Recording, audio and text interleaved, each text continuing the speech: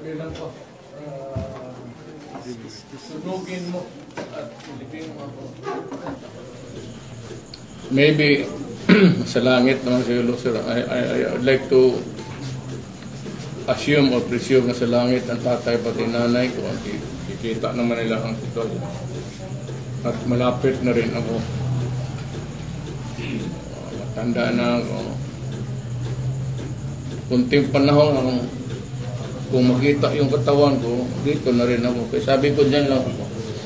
Sa isang kanto, tinuro ko nga kay Bong dyan para hindi masyado ano.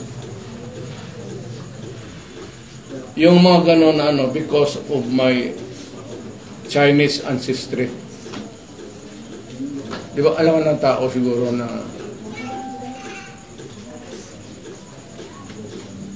may duwa akong incheck.